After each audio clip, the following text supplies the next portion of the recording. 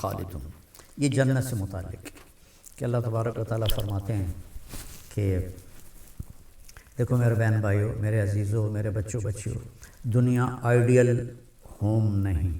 دنیا ideal life نہیں، یہ پیپر ہو رہا ہے سب کا، کسی نہ کسی شکل میں ہم سب اللہ کو امتحان دے رہے ہیں، اور پھر ایک دن یہ پیپر چھن جائے گا۔ جیسے امتحان دیتے ہیں تو 3 گھنٹے کا ٹائم ہوتا ہے، تو جو ہی وہ ٹرن ہوتا ہے تو پیپر چھین لیا جاتا ہے۔ ہماری ٹرن ہے موت، موت کے ساتھ ہی ہم سے یہ زندگی کا پیپر چھین لیا جائے گا۔ جو اس پہ لکھا ہے وہ اللہ کہے گا اقرأ کتابک کفیٰ بنفسک اليوم علیک حسیبا، میرا بندہ یہ پڑھ لے پیپر اپنا، یہ سب کچھ تیرا اپنا کیا ہوا ہے، اور تیرا اللہ حساب کرنا بہت جانتا ہے۔ کچھ خوش قسمت ہوں گے جن کے پیپر اچھے ہوں گے، وہ جنت میں جائیں گے، کچھ بدقسمت ہوں گے جن کے پیپر برے ہوں گے، وہ جہنم میں جائیں گے۔ لوگ کہتے ہیں اپنی مرضی کی زندگی گزارو اور مزے کرو، اللہ کی قسم اپنی مرضی کی یہاں کوئی بھی زندگی نہیں گزار سکتا، چاہے وہ سلیمان علیہ السلام کی حکومت کا مالک ہو، قارون کے خزانے ہوں۔ یہ دنیا کا ڈیزائن ہی ایسا ہے کہ اپنی مرضی ٹوٹتی رہے گی، ٹوٹتی رہے گی، ٹوٹتی رہے گی۔ یزید بن عبد الملک 3 براعظم پہ حکمران تھا، عبد الملک کا بیٹا، اس کے بعد ولید آیا،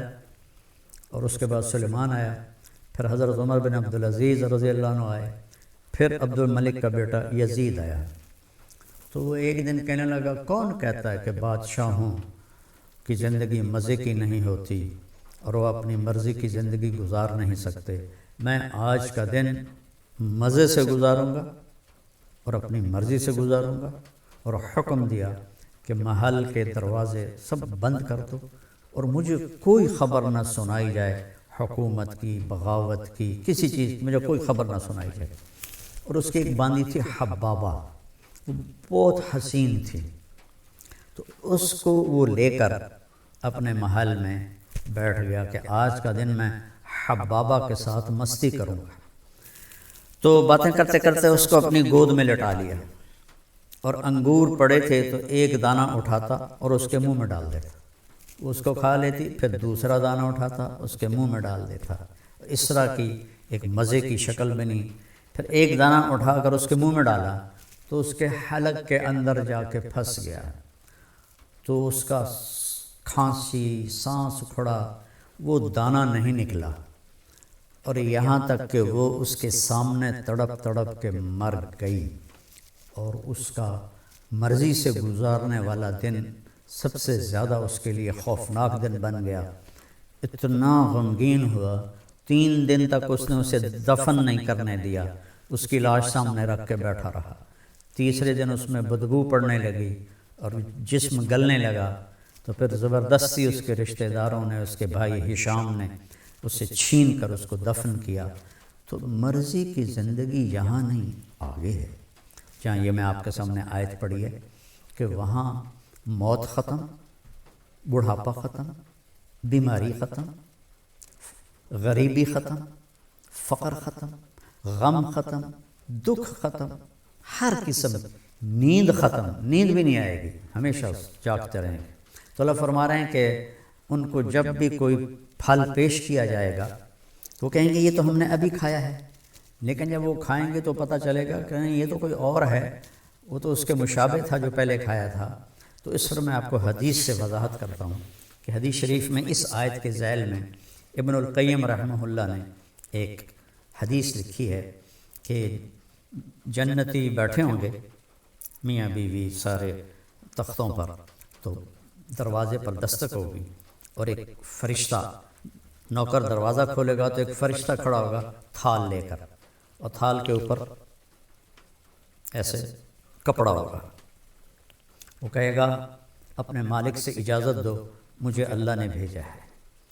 تو اللہ کی طرف سے آیا ہوا بھی جنتی سے اجازت لے کے اندر داخل ہوگا۔ یہ عزت و جلال و کمال کی بات، یہاں تو آج بادشاہ ہوتا ہے، کل پھانسی چڑھ جاتا ہے، تاریخ پڑھو کیا حال ہوا لوگوں کا۔ وہ اجازت دے گا تو آ کر اس کے سامنے ایسے تھال پہ رکھے گا، کہا جی یہ اللہ نے آپ کے لیے تحفہ بھیجا ہے۔ تو جب وہ ایسے اس سے کپڑا اٹھائیں گے تو کہیں گے او بھائی یہ تو ابھی کھایا ہے، یہ تو میری جنت کا پھل ہے، یہ تو میں نے ابھی کھایا ہے۔ تو وہ فرشتہ کہے گا کہ اللہ تعالیٰ فرما رہے ہیں کہ ذرا ایک ٹکڑا اس میں سے لے کر آپ چکھیں۔ تو بیگم صاحب بھی بیٹھی ہیں، میاں صاحب بھی بیٹھے ہیں، تو وہ اس کو کاٹنے کی تو ضرورت نہیں پڑے گی، وہ ہاتھ لگائیں گے، وہ کٹ کے ہاتھ میں آ جائے گا، اس کو منہ میں ڈالیں گے۔ بیگم نے بھی ڈالا، خامن نے بھی ڈالا۔ تو اگر میرے نبی نے فرمایا اس کی جنت میں، یہ آگے میں مثال کے طور پر عرض کر رہا ہوں، اگر اس کی جنت میں 10 کروڑ قسم کے پھل ہیں، ویسے تو کروڑوں شروڑوں کی وہاں کوئی گنتی نہیں ہے، لامحدود ہے، مثال دے رہا ہوں، اگر اس کی جنت میں 10 کروڑ قسم کے پھل ہیں، ہر پھل کا ذائقہ مزہ الگ ہے۔ ہم ابھی افطاری میں چاٹ بنے گی، ہر گھر میں بنے گی، تو جب وہ 4 5 6 چیزیں ملتی ہیں تو وہ ذائقہ ہی کچھ اور ہو جاتا ہے، مکس ہو جاتا ہے۔ تو جب وہ اس کو منہ میں رکھیں گے تو ان کی جنت میں جتنے پھل ہیں، ہر پھل کا ذائقہ الگ الگ الگ اس ایک لقمے میں اللہ انہیں محسوس کروائے گا، اور پھر آواز آئے گی وَأُتُوا بِهِ مُتَشَابِهًا، میرے بندے یہ اس کے مشابہ تھا، یہ وہ نہیں تھا جو تم کہہ رہے تھے۔ اور پھر مزے کی بات اس سے اگلی کہ دنیا کی سب سے بڑی نعمت عورت ہے مادی نعمتوں میں، اور عورت کے لیے سب سے بڑی نعمت مرد ہے مادی نعمتوں میں۔ تو یہاں ہم سب پیشاب پخانے میں بھرے ہوئے ہیں،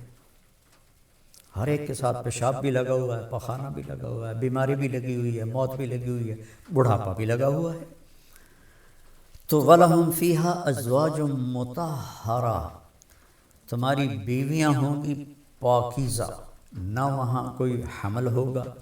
اور نہ وہاں کوئی ولادت ہوگی، اور نہ بڑھاپا آئے گا، نہ رنگ بدلے گا، نہ روپ بدلے گا، نہ جوانی ڈھلے گی،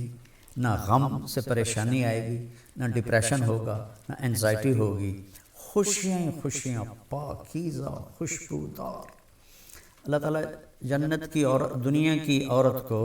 جنت کی عورت سے 70,000 گنا زیادہ خوبصورت بنائے گا جنت میں۔ اور جنت کی حور کا حسن بتا دوں کہ یہ دیکھیں، یہ میری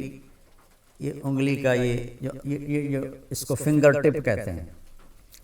فنگر ٹپ، اور عربی میں اس کو بنان کہتے ہیں، اردو میں پورا کہتے ہیں، کہ جنت کی حور کا یہ پورا اس طرح سورج کو دکھا دیا جائے، جیسے لائٹ میرے سامنے ہے، اس طرح دکھا دیا جائے تو سورج اس کی انگلی کے پورے کے نور کے سامنے غائب ہو جائے گا، جیسے سورج کے سامنے ستارے غائب ہو جاتے ہیں۔ تو ایمان والی عورت کا حسن کیسا ہوگا، جو کبھی ڈھلتا ہی نہیں، کبھی ڈھلے گا نہیں، کبھی خواہشیں نہیں مٹیں گی، اب تو یار بوڑھے ہو گئے، اب تو کچھ ہوتا نہیں۔ تو ایک جگہ میں بیٹھا تھا، کافی پرانی بات ہے، تو ایک صاحب کے سامنے قورمہ آیا، وہ بوڑھے ضعیف تھے، تو میں پاس بیٹھا تھا، میں اس وقت کوئی 34-35 سال کا تھا، تو انہوں نے قورمہ اپنے سامنے سے ہٹا کر نا میرے سامنے رکھ دیا، اور کہنے لگے لو بھائی کھاؤ، ہمارے تو کھانے کے دن بھی گئے اور نہانے کے دن بھی گئے۔ تو وہاں ایسا کبھی نہیں ہوگا، کبھی نہیں ہوگا، اور ویسے نہانے کی ضرورت بھی نہیں پڑے گی۔ تو وَهُمْ فِيهَا خَالِدُونَ، سب سے بڑی دولت، ہمیشہ ہمیشہ ہمیشہ ہمیشہ۔ کبھی کبھی میں سوچتا ہوں نا کہ نو اینڈ، کوئی انتہا نہیں، یہ کھوپڑی میری ایسے ایسے ہلنے لگتی ہے، چونکہ ہمارا دماغ تو لمیٹڈ سوچتا ہے، کھلا نہیں سوچ سکتا ہے۔ ہم فیہا خالدون، کروڑوں سال کے بعد یہ وقت آف ہو جائے گا، وقت کا سوئچ آف ہو جائے گا، جیسے معراج پر جاتے ہوئے اللہ نے